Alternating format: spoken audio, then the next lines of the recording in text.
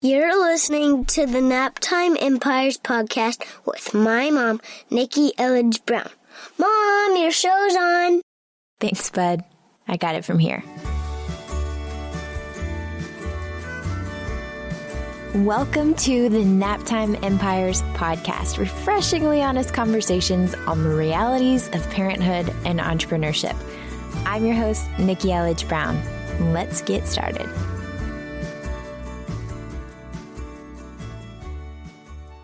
Episode 10. What?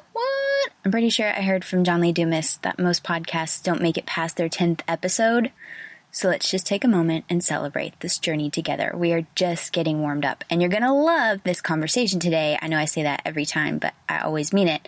This one, just a heads up, we're talking with Denise Duffield-Thomas, the Queen Lucky Bee, ITCH, like that's the name of her business, not spelling it, saying it. So we will have the B word in this show. If you have little ears around, put the earbuds in or save this one for later. It's not like we say it a lot, but yeah, it's there. So let me go through the bio and then tell you what to expect. It's just so good. Denise Duffield-Thomas is the money mindset mentor for the new wave of online female entrepreneurs. Her best-selling books, Lucky BITCH and Get Rich Lucky BITCH, give a fresh, funny roadmap to create an outrageously successful life and business.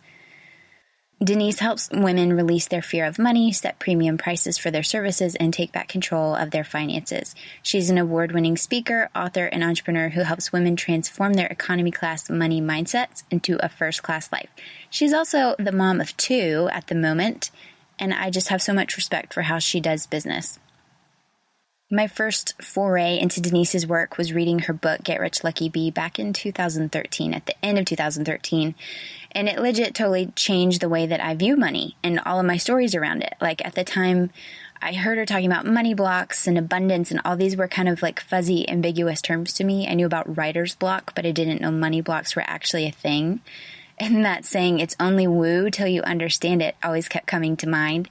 And then when I actually read her book, I just thought it was so refreshing because she doesn't take herself too seriously. Her methodology of just like throw everything at it. She's like, I don't know if this works, but I'm going to try it. Might as well throw everything at it. And she is. She's just super refreshing, practical, and matter of fact, and fun and funny. And that's why I love to learn from and with her. So read her book, joined her money bootcamp, highly recommend it. And I'll put a link for you in the show notes at naptimeempires.com/010. I've gotten to know her through various groups and interviews and promotions that we've done together. And we'll be meeting in real life, get this, and of all places, at Necker Island later this year. Talk about Lucky Bee. All right, I don't want to keep you waiting one more second, so let me tell you what's going on in this conversation. We talk about how prepping for her first child inspired her to step up as the real CEO of her business, permission to be the kind of mom, she's Australian, that you are, the power of simplifying in your business and life, managing boundaries as the leader of a thriving online community, tips for talking to your kids about money, and this was super, super juicy conversation on how she and her husband have made the transition from him working outside of the home to now working with her in her business. Let's get to it. All right, Denise, it's official. Let's talk Naptime Empires. I'm so excited to have you on. Thank you so much for having me. As soon as I heard the name of this, I was like, yes, that's so true. Yes, me too, even though I still, I'm like, okay, well now at least it's a podcast, but everyone's like, oh my gosh, that sounds amazing. I'm like, so cool. What is it? I don't know. Do you know? You tell me.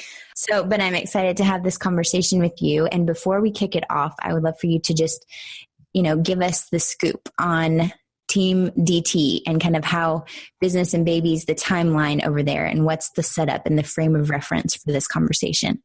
Sure. So, I've dabbled in being an entrepreneur pretty much my whole life, but I spent my 20s kind of jumping in and out of random businesses. So I probably didn't get started until maybe 6 years ago. So I've been doing 6 years full time. And so I started off, married all the time in the world with no kidlets and did a couple of years in my business like that very inefficiently because, as you know, having a kid suddenly makes you an efficient goddess.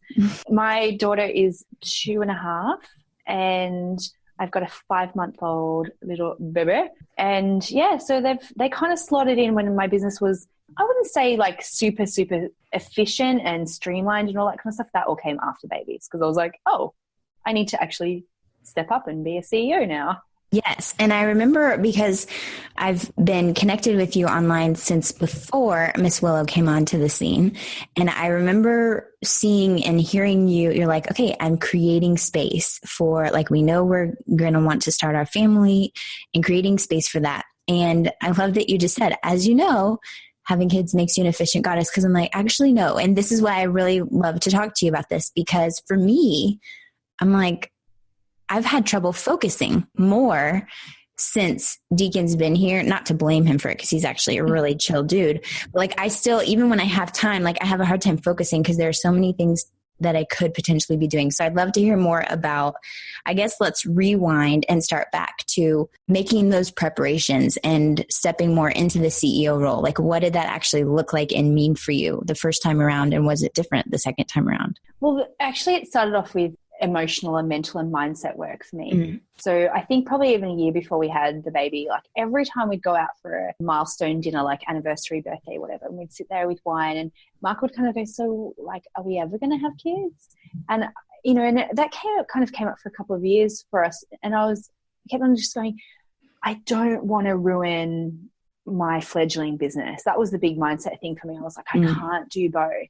And because I didn't know anyone, I didn't have any role models back then. All I could see for people who had kids were people who were trying to start their business. And so I was seeing these people who were like, well, I don't really know anyone who's made it and who's successful with it, to be honest. And so I had all these stories that I had to get through before we even started having kids. And that was with my kinesiologist, with anyone who would listen. I remember towards the end, it was like my acupuncturist. I remember saying, I'm so scared about having babies. And it would have been like, and my chiro, like I was just telling everyone about it.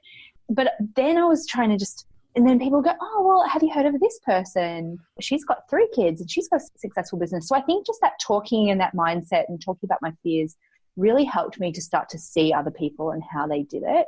And then people started popping out of the woodwork. Of course, as soon as you set an intention, you start to see examples of it everywhere. So, and then I'd be like, oh, so you have kids. Like, how do you make it work? Like people like Amber McHugh, I was just like, oh, yes, you have kids. Like, tell me how this works. And people just started saying, yeah, you just need to get organized with it. So I think that was the biggest thing. And then I remember at the time I had my assistant, Amber, who is still with me now. I think she was working about 5 hours a week for me. And she started just like saying, hey, like some of my other clients have got kids, you know, here are some things I can do for you. And here's some things I can take off your plate. And I was incredibly resistant to do that. And one of the things was my newsletter, because it took me so much time every week to, you know, put everything in WordPress for the weekly blog and then put it in Infusionsoft and make it all happen. And Amber was saying for months as preparation for maternity leave, like, I'm ready to take over that newsletter. And I still did it the week after Willow was born. I think I did it in the hospital because I was so resistant to let that go, which was ridiculous now thinking about it. But also I just started letting her do more things in the inbox and do more kind of admin-y stuff that I'd been holding on to. And the other big change for me, I knew that I needed to put some of my courses on autopilot. So, you know, just to really make things a bit more evergreen, because I was thinking, oh God, launches, you know, how can you do a launch when you've got a baby? Or how can you create? And I think the other thing prep-wise was for me to say, you know what, you're going to have time over the next couple of years. Like, this is a season. It's okay. You don't have to write every single book you're ever going to write in your career like this year. You're not going to miss out. And just kind of give myself reassurance that, you know, it's okay to not have to do everything right now. Yeah, I think that's a really good point, that just to remember, this is a season, you know, and it's not always going to be like this where they are, you know, needing so much. And it is like one day they will be off to school, maybe depending on people's own scenario, you know, and then you'll be like, oh, okay, now I have all this time and space again. And I guess it's that. I can't imagine it. I know. Like, oh, it's that balance too. Because we've talked about, and I remember when George was like brand spanking new and you posted that picture and you're like, you know, sometimes motherhood sucks. And then you had all these disclaimers too, because it's like, you know, by saying that, like there are people, and I don't know that you've ever experienced miscarriage. I have a couple of times, and I know like it can trigger so many people. And at the same time, it's important to be able to share your truth and to share your experiences. And it's not all rainbows and butterflies. There's a lot of poop, literal and figurative, involved in this role that we chose to and are blessed to be able to fill. And so I love and appreciate that you share all sides of it too, because I do think that by just doing the darn thing, you're showing and we're showing people that it is possible, which ties back to what you were saying. You were just looking for stories and proof that it is possible, and it's going to look different for everybody, but it is possible. So, and that's obviously really important just for everything in general, and ties back to your work around money blocks and all of that. But one of the core issues and blocks that I think people do have in the Naptime Empire's season of life is this: I can't do both and I can't do them well. And I mean, you're proof that that doesn't have to be true. So what are some of the things that have really worked for you? Like, once she got here, were you surprised by anything? Was it harder than you expected? Were you like eager to get back into work? I mean, you're happy to pass off the newsletter, but like, how did it work? Even the night she was born was so indicative of where I was at in my life at that moment, because it was B School promotion 2014. And I was teaming up with Laura Rhoda, and she had organized for us to interview Marie.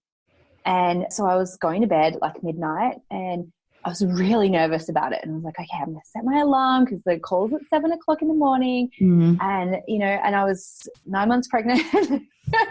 And I went like a week early, right? So I was like, yeah, I can work right up to the end. What's the big deal?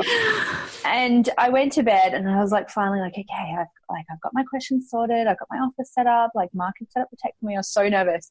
And then I just had this pop. My water broke. And I was like, Mark, my water's broken. And he was like, yes. And I went, no, it's so not the right time. This is so inconvenient.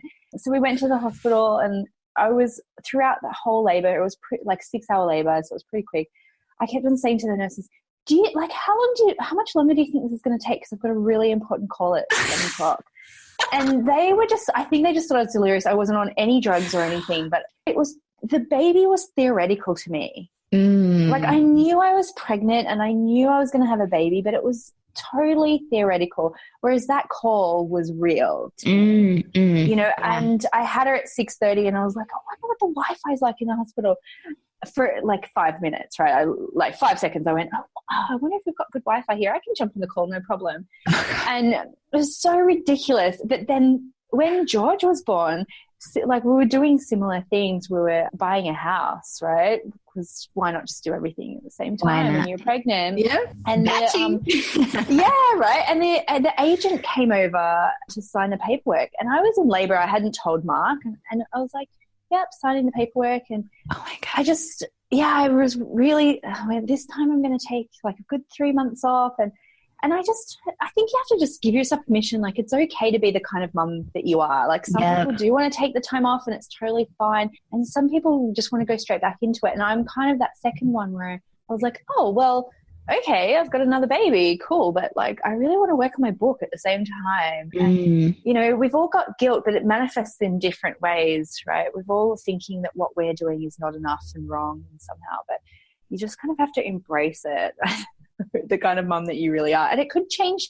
I don't know if it's different for you, but it could change baby to baby as well. Yeah, exactly. For me, and I don't know, I know that when I look back at this year, currently as we're recording this, it's 2016, and it's been a weird year for me. Again, it's by having these conversations for the podcast, I've realized that it's kind of like I had a postpartum depression with my business.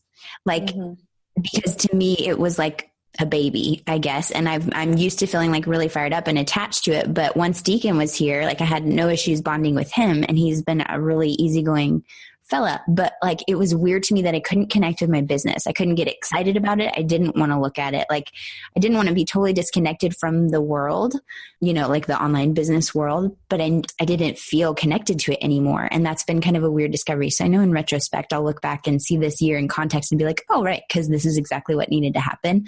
But yeah, you just can't predict. You can't predict. Even if you've been through it once with one little one joining the family, you just don't know how it's going to affect you with any subsequent little ones that join, or whenever you take on a new project. But I do think that's such a key, important point, to just honor the kind of mom that you are. And seriously, I mean, it's so easy, just like in business, and obviously there are so many parallels, to compare your business to other people's, or to compare how you mother to other people, but seriously, there's just no one right way. And that's the biggest takeaway, which we all need to keep reminding each other.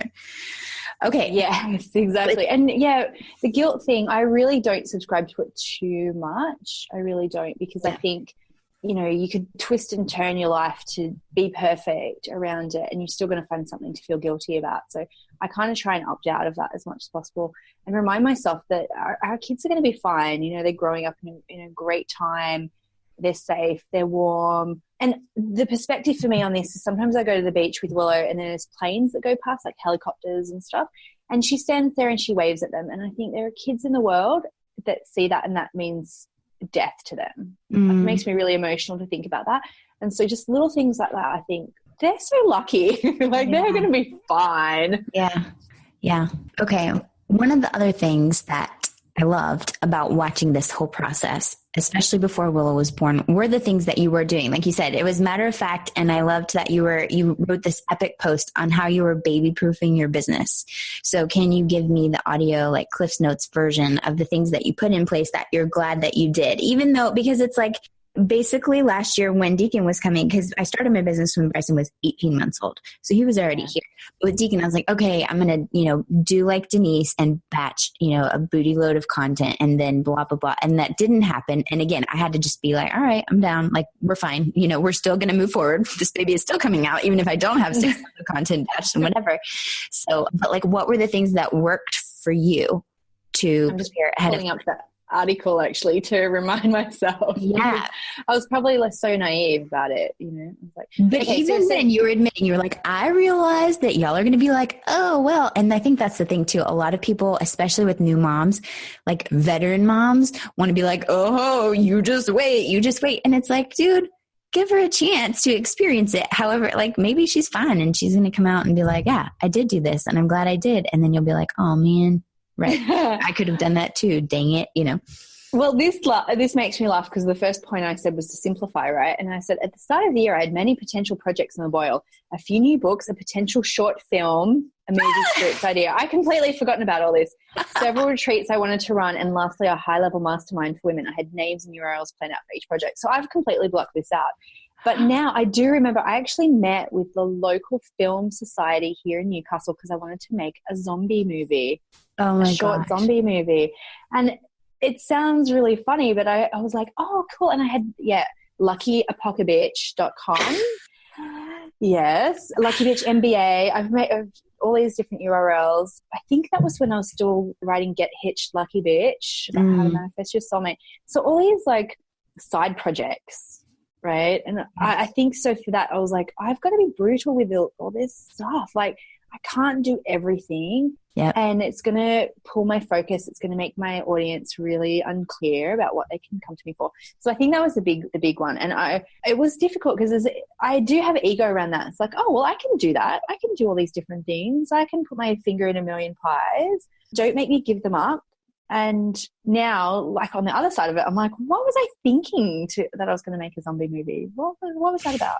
I don't know. That's hilarious. Yeah, kind of. But I mean, it might have been funny, but it's weird, right? But then I see other people do it. They're trying to do everything. They're trying to be everything to everyone. They're trying to do a million things. No doubt. And it's okay. Like, you can. Like, get over yourself. That is like, it's not an ego thing. It's like, you totally can, but do you have to prove it this year when you're having a baby? Yeah, right. Exactly. Managing expectations, not in a way that feels bad, but it's like liberating to let it go. I mean, we all have our zombie movies, where it's so easy to be like, oh yeah, that feels fun. That feels exciting. Oh, it's creative and whatever, but there is a right time for it. And when you feel like you're forcing it and sacrificing your sanity, it's good to do a sanity check. So simplify. Oh, absolutely. But the other thing was, it's not just simplify for simplification's sake. It was simplify for income producing activities, because I see people who go into maternity leave and they get so stressed about money because their only income is through doing one-to-one work. And I'm even just reading this now, I was like, oh, okay, I made a really conscious choice to cut back on coaching. I only took on a couple of VIP clients to finish out that coaching year. And then that was it, which meant that I had to put a lot of focus into my money bootcamp to become a standalone home study evergreen course. So then money would come in on maternity leave. And then there's less pressure, I guess, to get back to work, because you're like, oh, I'm not going to starve. Yep. You know, my kids are not going to starve. I've still got some money coming in, but I don't feel the pressure to go back and be obligated to people. Yep. Okay. So simplifying for income producing activities, what else did you do for your baby proofing mission? Got really brutal about saying no. So more boundaries, things like, for example, doing interviews. You know, I was just doing interviews with anyone who would ask me, and that's totally fine. I think at the side of your business, it's really good for practice. But I remember just like people would go, oh, like I'm brand new in business. Can I interview you? And they would interview me and they'd be like, oh, I don't know how to record stuff. And then the interview would never see the light of day ever, because then they'd be like, oh, I changed my business focus, because that's what we all do at the start of our business, right? Yeah. It's totally fine. But instead I had to just say to people, hey, look, you know, get a couple of interviews under your belt and come back to me. I'd be thrilled to be interviewed by you. And it was little things like that I felt like such a bitch around. I was like, oh, people are going to think I'm such a bitch. But I was like, I just have to get more brutal with my time, you know? So it's like, just say no, no, no, no, no. And I started saying no about things like being on tele summits, even getting Amber, my assistant, to do more email for me at that time. Now I've completely outsourced email to her. But at the time I was like, oh God, I'm not going to be able to, you know, just randomly answer questions for people anymore over email or like, hey, you know, I can't just let people private message me from my groups and expect, you know, private responses. So it was just more about saying no and having boundaries. I feel totally fine about that now, but at the start I was like, people are going to think I'm so horrible by putting these into place. Well, and I'm sure you've found this by doing it, then sometimes people will come back and thank you, like by holding up a boundary to be like, actually, no, you know, this is the way. And some people love being in their inbox and being super accessible and whatever. But the reality is, obviously, we have so much time and energy to be able to give. So you do have to put, you know, some intention behind it. But I know that by modeling those boundaries, especially because that's one of the things, right, in your community that you want to help people start to put into place, that people, even if at first they might be like, as my friend Michelle said, you're not, I mean, you may be triggering them, but you're triggering their growth, because then they can start to reflect and be like, oh, right, where am I just like totally leaky and just have no boundaries in place whatsoever? And I'm also curious, how did you manage, because you're in your group a lot, and right now at the time we're recording this, you're kicking off a live run of your money boot camp. How do you manage your boundaries around the evergreen, you know, when it's in evergreen mode? Because obviously that's something, you know, by being on a Facebook group, if we're just kind of like messing around on our phones, especially if you're like not even getting to the laptop, that's an easy thing to do. But like, how do you set that expectation in your group? Yeah, I think it started a couple of years ago, again, probably just before Willow was born, where the group was starting to stress me out a little bit, because there were very few rules in there, because I was very reluctant to set them, right? Very reluctant to be the leader there, because I was like, oh, this is a democracy. Like, people can, you know, use this space how they want to.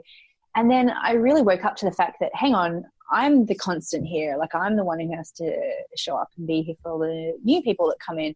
So that's when we put some boundaries in place around promos. And at first I did, oh, let's do promos once a week. And then I went, you know what, this is my group. Like, I can have it the way I want it to be. So I completely banned promos. And I also started pushing back, because people would, you know, tag me in questions and stuff. And I started pushing back and going, hey, great, that's in week 3. Go watch that. Instead of completely answering everyone's questions, or even saying, well, what do you think about that? Like, what do you think that means? And I think just those little shifts made me feel less responsible for everyone's results. You know, I was like, I've created the container for you. I've created the information for you. And it felt more empowering as well, because I'd be like, go and look for the answers yourself, and you don't need me to answer every single question. That was an energetic shift for me more than anything else, more than the rules, because it was an energetic shift of like, oh, wow, this space needs a leader. And it doesn't mean I have to be, you know, a mean leader. It just means that someone has to be responsible for what this group is about. So then, because I created it how I wanted it, it's actually a place I really like being in. So it never feels like a burden. And I'm in there, it's been there for 5 years. I think I've missed like maybe a day when I was in labor, and maybe like a couple of days where I'm on a plane for 24 hours. But I've missed very few days over those couple of years. And it's just because having those energetic boundaries have made it a place that's enjoyable for me to go into. But every time we go through a new phase of growth, I have to go and work with my like energy people about it, to say, you know, like, oh my God, I'm scared of growing it. because of my biggest fear is of being obligated to people, you know, and it's like, okay, I need to work on my fears again, that having more people in is going to be more work. And I'm just constantly working on that in myself. And we're at like 3,000 people. And I think, oh my God, can I grow as big as B School? Like, what's that going to mean? And I know I'll have to do more and more work on it as I go. And, you know, we delete people's posts if they, you know, if they promo in there, and we let them know, and we try not to be triggered by that. We're like, no, you can't put that in there. And it's it's energetically interesting, I think, running a group like that. It's such a cool group though, for exactly that reason. Like, I love just going in, even if I'm not posting, but just going in to just read, you know, because it's such a unique space. On Facebook, sure, but like in the world, I think so many people share stuff in there that they wouldn't share anywhere else, because you know that everyone in there is working on the same stuff, you know, for all different contexts and reasons and stuff. But it's such a cool group. So P.S., thank you for creating that space and for stepping up as the leader of it. Because I know that I'm not the only one who feels that way, and that people go in there to share stuff that I seem to have posted a lot about underwear. Oh my God. Did you see the underwear train at the moment, which I said to everyone, post pictures of your grossest underwear. And it's like these sad, wrinkly gray undies. And I just thought, this is great. I really enjoy seeing this stuff and hearing the stories. And I think it's because I'm so fascinated about people's money stories. I love that people post in there. Like, one lady just posted in there that she'd won the lottery and how that had changed the way her family and friends saw her. And I was like, oh my God, this is so cool. We can find out these stories. And so I've just created a group that I personally really like to be in. And I don't use it as a sounding board for myself. I very rarely post in there like, oh, this is what I'm going through right now. Like, because I'm very mindful that someone has to hold the space and someone has to keep it together. You know, I'll save the stuff that's happening right in my moment with my mastermind group, but I'll come and share it later on when I've got some perspective on it. And I think that's important too, as a leader. Someone just needs to like hold it together. Yeah. All right. Another thing I love to talk about in these conversations is how people involve their kiddos in their businesses. So obviously, we're just pretty young, but Willow's starting to be old enough to understand. And I love hearing your perspective on, so this doesn't even necessarily have to be specifically how do you involve them in your business or explain your business, but I am just curious to hear some of your tips on kids and money, right? Because for me, I'm like, okay, well, I want to teach him #abundance, you know, and that it's not about, oh, we don't have the money for that. It's about, okay, well, what do you want to do to earn that? And then, yes, it can be easy and blah, blah, blah. But then at the same time, you do want him to have some kind of work ethic. So like, what are you teaching your kiddos about money? Or will you? Well, oh, definitely. So at the moment, we're not really doing so much like pocket money, you know, how to earn it so much, but we're really mindful about how we speak about money. And having kids changed it for me as well, and even realizing some of the stuff that I heard about money as a kid that I didn't realize even when I was doing the money work. You know, I think it just brings up a new perspective, because I remember we let her play with money all the time, you know, like coins and stuff. And almost without thinking, some stuff comes out of my mouth like, oh, don't put money in your mouth, it's dirty, or don't put money on the ground, someone will steal it. And I was like, wow, that's just stuff that's so ingrained I didn't even realize, you know, until I had kids. So what we do now is we talk positively about money, but also because she loves stories, we tell her stories about money. So there's a story called George and the Dirty Penny that we tell her that will turn into a book. Yes, I'm so excited for that. Yeah. I'd like to pre-order. And that's about how, you know, a little kid finds money in the street and his friend tells him it's dirty, and the coin comes to life and tells him all the amazing adventures that the coin's been on. And, you know, all you have to do is clean it and it'll be as good as new. Because that whole money is dirty thing is so weird in a way, because there's so many things that are really physically dirtier than money that we let our kids play with, right? You know, like the bottom of our handbags are probably dirtier than money. And also it's a non-porous material, right? Like coins can be cleaned way easier than like toys, for example, that we let our kids like chew on. But it's things like that. And because we've said it so many times, like money's not dirty. We were out at a restaurant and the waitress saw Willow playing with money. She goes, oh, honey, don't play with that. Money's dirty. And you could see Willow's face. She went, oh, no, it's not. You know, she was like, no, it's not. And we let her buy things at the farmer's market and stuff like that. But I think it's at the moment, it's just about how we're talking about money. And she loves this story about, tell me the story about how Minnie Mouse goes and buys shoes. So I used to just say, okay, Minnie Mouse went and bought some pink sparkly shoes. Now I say, Minnie Mouse did some work in her office and worked with her clients and made some money. So she decided to go buy some shoes with her own money. Oh my gosh. It's just bringing those little things in to kind of positive brainwash, I suppose, that it's okay and money's this fun thing and you can earn it and you can spend it and it's kind of cool. And yesterday, Mark must have been talking to her about money because she goes, $1 million. I was like, okay. I said, what's that all about? She goes, $1 million to buy a new house. And so she's been listening to us because we've been talking about buying a house and, what we need to buy, money that we need to buy the house. And so they are listening all the time to how we speak about money. But that also means too, when I hear people go, oh, I wish I was rich so I could give my kids everything. You know what? We're not about that at all. Like we went to a fair the other day and she goes, I want to jump on the bouncy castle and I want this and I want this. And I said, I don't have any coins on me today. And it was just, that was the end of it. It's not like, oh, we can't afford it. We don't have any money. Stop asking. I was like, no, we just don't have any coins on us today. So you can't do it. And sometimes it's good to do that as well. Or we will go to the farmer's market and there'll be like these little ponies you can go on for $6 or a bouncy castle. And we say to her, well, which one do you want to go on? Like we can afford to put her on both, but I don't want her to, be like a rich spoiled kid who gets everything either. And then some days, every like third time we go, we don't have any coins on us. Like we want to go spend that on something else instead. So yeah, I don't know all the answers. I'm still such a newbie mum around it, but I think that's the best thing we can do is to be the role models and not stress too much about what we're telling them to do, but like how we're showing up in our own lives. Yeah, it's so funny because and that's why I'm all about George and the Dirty Penny, because I've caught myself saying that. I'll never forget. And I'm pretty sure I posted about it in the group. So if you're listening and you're in Lucky Bee, you can search for this picture. It was the cutest thing. We were in Texas at my parents' house and my dad had this whole thing of quarters and he decided him and Bryson were going to count and look to see if they had one from all 50 states. And so my dad washed all the quarters and then they laid out this towel and they were literally just like sorting them out and playing with money. My dad actually has had a huge impact on how Bryson sees money and playing with it and, again, cleaning it and all that. And I find myself the same thing with the dirty because I'm like, wait, you need to wash your hands because it's dirty. Not that it's bad. Money can be used for lots of great things, but let's wash your hands, So yeah, I've been trying to just observe how we talk about it because like you said, you don't even realize that just flies out of your mouth and you're like, oh, right. Let me go ahead and pre-purchase the membership to the boot camp. The other story that we're telling Willow about is called Willow and the Lucky Bee. And that one's about making wishes and it'll be about manifesting. And that one's not quite sorted yet because every time I say to her, like, make a wish, like we've met this magic wishing bee. And she always goes, cookies and cupcakes. And actually in a George book, when we talk about money can be used for all sorts of useful things, she goes, cookies and cupcakes. And I'm like, yes, but other things as well.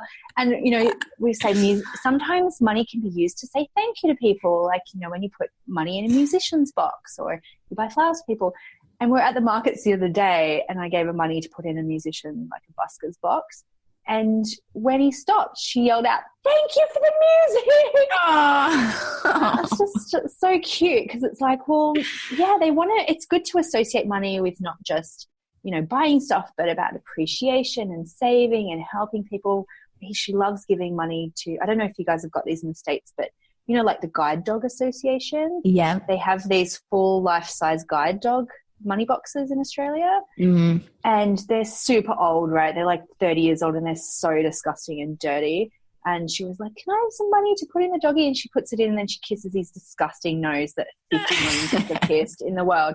But then I say, oh, well, what's that doggy going to use that money for? He's going to use it to help other children and just talk about, like, that's the only thing you can do. Just keep on talking about it in a positive way. And they'll still have money blocks. They'll still find things to be scared of around money. But, that's when I hear mums go, well, it's not my time now, it's my kids' time. It's like, well, they're watching you. Yep. Yeah. Yeah, they do have, actually, when we were home in Texas this summer at the museum, they had one of those big funnel things, where like you put the coin in and then you just watch it go down and down and down and I love down those around.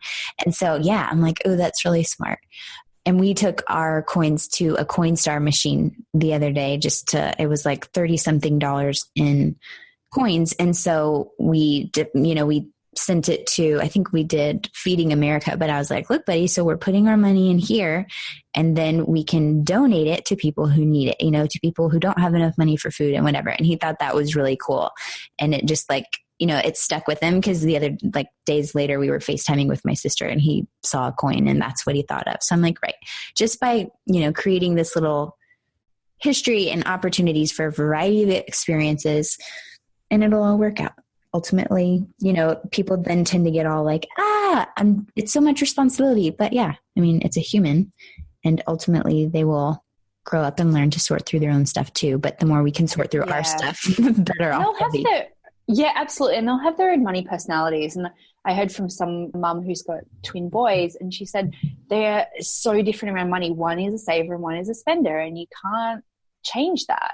You can just help them develop healthy boundaries around that so they don't go to extremes, but they're going to have their own personality around it. Right. Okay, keeping on the family trend. So your husband, Mark, recently, I guess, was this launch? This was the first time he's really been in the business working with you. And I'm just curious about this transition, because this is a Naptime Empires-y kind of conversation. It's a movement, and this is happening where more of us are starting our businesses and getting them to a point where it's all right, now we can free him up to either do what he wants, or a lot of people will then end up working with their husbands. So I'm curious about the transition and how it's been and how it's going and any lessons learned. Wow, it was such a long transition. So when we first got together, 2002, right? 2003 maybe, we were always talking about, together we can create this life of freedom, adventure, abundance. We did MLM together very early on because they sell freedom, right? And they talk about freedom and financial freedom. So we had this goal, but then Mark very much went into a traditional kind of space. He went into corporate jobs, worked really long hours, earned great money, which was great. But he did that very male thing of here's a ladder and I'm going to climb it. And it was so dissatisfying to me to see that, because I was always just no, but that's our goal, to have freedom where we can go traveling and have fun stuff. But he kind of just got addicted to it. But also I think for men, they can't see any other different way because they don't know anyone who's done anything different. Yeah. And it took me a while to realize, I was but I've been 5 years in B school communities where women are talking about working for themselves.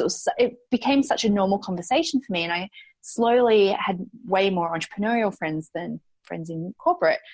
But he was still in that space where he didn't know anybody who did anything different. And so he had so much fear around it. So for the last couple of years, as soon as I started my business, he goes, okay, cool. As soon as you're earning 6 figures, then I'll quit my job.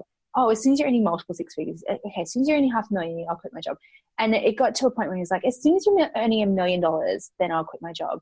And I just kept on hitting the hurdles that you had given me. And so we got to $1 million in revenue. And I was so you're going to quit your job, right? And he was just no, maybe if we have X amount in the bank. And I went, what the F? I was no, this will be never ending. Yeah. And I'm done. I had to go to Bali by myself for a retreat that my mum came to. And the whole time I was I wish Mark was here. So the second time I ran a retreat, Mark came with me. And he had to work the whole time because something happened at the office. And we had to leave. I finished the retreat at 5:00. We were on the 10 p.m. plane. I didn't have time for a massage or anything. And because he had to start work the next day. And I was who is this guy? Your boss. How does he dictate how we spend our time? I was starting to get really resentful because I was oh my God, I've created all this success in my life and I can't spend time with my husband. Right. He's working. I was that sucks. So we had a come to Jesus moment and I was this is it. It was an ultimatum. I'm dude, I am creating a life of freedom, adventure, abundance with or without you. Are you going to come or are you not going to come? Because I have been sold a false bill of goods here, this is the dream that we've always had together. And if this is not your dream anymore, you have to suck it up and admit that you're choosing work over your family. Stop making it about money because it's not about money anymore. Stop making it about, there's no choice. It's you're making a conscious choice here to go to work and not spend time with us. And it was really shocking for him. He was very, very upset that I would even, have that conversation with him. But I was resolute. I was like, that's the vision I'm holding for my family. And I know I was honestly willing to get divorced over it. I know that sounds really, I wouldn't, say that a lot of places, but I was willing to get divorced over it because I was like, well, God, if you're not going to do this, maybe I'll find another husband who will be willing to travel with me. Right. Because that's who you married, was the husband that was the vision. Right. And then it's like, wait, hang on. Yeah. You've changed your mind. And if you have, that's cool, but be man enough to admit it. Yeah. So he was like, you know what, give me a couple of months. I need to think this through, because his biggest fear was, what am I going to tell people that I'm doing? And he was like, oh, are we going to get rid of the nanny? Are we going to get rid of the house cleaner? Like, am I going to be a house husband? I'm like, dude, no. Yeah. You can do whatever you want. Like, this is a great opportunity for you to do stuff that you like. And luckily we had that conversation, because on the next day, like literally the Monday, his boss said to him, okay, there's big changes. We want to know that you're on board for the next 5 years. And Mark was like, actually, I'm not. Wow. And like, he's a man of his word. If he had said to his boss, like if we hadn't had that conversation, he would have been locked in for the next couple of years. Yeah. So he did a good transition out. Like, he was there about 3-4 months, and that gave him enough time to realize that nothing bad was going to happen. Like, he was talking to his clients, oh, like, I'm taking some time off for family and to do some freelance work.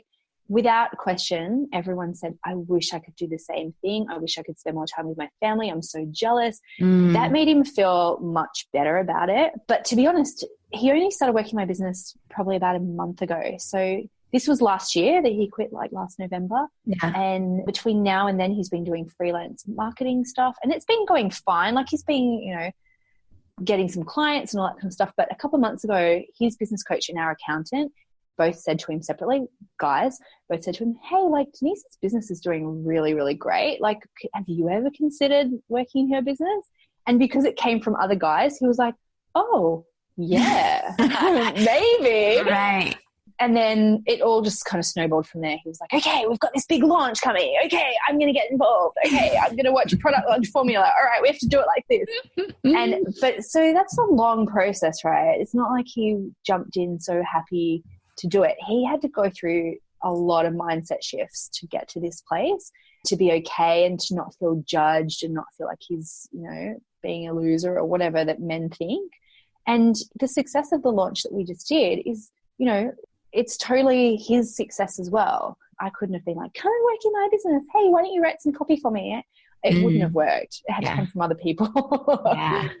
I love that. Thank you for sharing that, because I'm selfishly, I've snapped on my own lens of like, I don't know. And actually we've talked about this in one of our common Facebook groups where I'm like, he's really, really good at focusing and getting stuff done, and currently responsible for like hundreds of things, like preparing a freaking nuclear submarine for deployment, like he's responsible for coordinating all of this. And so he's like a super talented project manager and getting stuff done, which is my biggest weakness. And I'm like, oh wait, but how would that work if Jeremy was trying to keep me on task? But either way, whether he works in my business one day or not, it is like, it's just a transition, and it is going to be such a shift. And like you said, his word is his bond. I mean, legit, Jeremy took an oath to the United States of America. So we're finishing that out, we're writing out this transition, and it's going to be interesting to see. It's triggering, I have to admit, because it becomes like, okay, here's when you have to do this. And I'd be like, no, my resistance was coming up. No, I don't want to do that. So all my previous launches, I have kind of really shifted the dates around a little bit. I'm like, no, I don't feel like launching now. I know, and I'd say to my team, I know I said I was going to launch tomorrow, but I've changed my mind. Right. Like next week instead. And we had to be like, and I'm sure your hubby would be even more military precision. It did trigger me a bit, but by the end, I really leaned into it. And I was like, oh, okay. Because he was away the whole last bit of the launch, and he would text me from England and say, today you have to send out this email, and I've started the copy for you, and it's here. And it has to go out by this time. And so I felt like I didn't have to hold everything. Yeah. I just was a soldier. And he'd like, go and do a Facebook Live today, and here's what you should talk about on it. And I was like, yes sir, and I would just go and do it. And it was really great. I think you'll like it once you get over there's a bit of mansplaining stuff. Like today he said something and I was like, yeah, dude, we already do that. I was like, yeah, Yeah. Did you think of that all by yourself? I had to get a bit of my sarcasm thing. I was like, oh, did you just think of that? Did you really just think of that? Oh, yeah, we've been doing that for months. Thanks. Thanks for your input. The best was whenever, because you had just mentioned that he was playing a role in this launch, and the best was whenever you're doing Facebook Live, and toward the end, someone named Natasha was talking about her goal for that week or something, and you didn't see the comment yet, and he was like, tell Natasha good luck with your goal, and you're like, wait, I don't see it. And he's like, well, did it? And you're like, no, I still don't see it. Just tell Natasha good luck with their goal. And you could hear him just saying it like off the video. He watched every single Facebook Live, and he would text me critiques. And there was one time, because I was sick at the start, as you know, because we were both a bit sick, I just said, oh, hey, Mark, can you bring me a lozenge? Like, I just said that into the Facebook Live.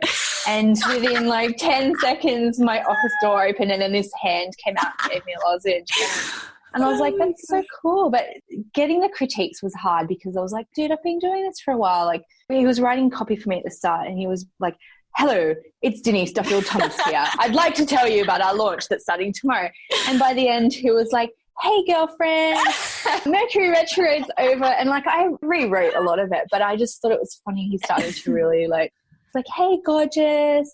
And then he was quoting Britney Spears lyrics in one of the emails, and I was like, no, that's too much. That's too far. Too early. Yeah, but thanks. It was cute. I think you'll really like it, and it just brings up such a sense of satisfaction as a family to know, like, we're buying this big house this month, and, we both created that together, and it feels really good.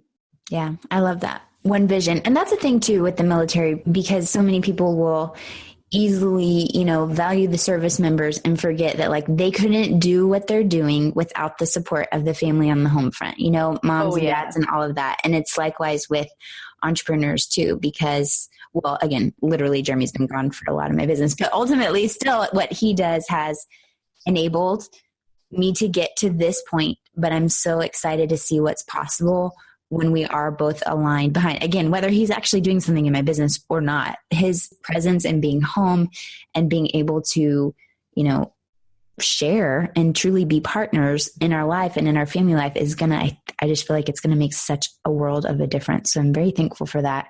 And again, it's something that we've consciously created, right? And it's easy to be like, we're lucky. But again, that's like the whole key of Lucky Bee. It's like what you're consciously creating and the decisions that you make and the work you're willing to do to like rewrite the stories you've been telling yourself this whole time.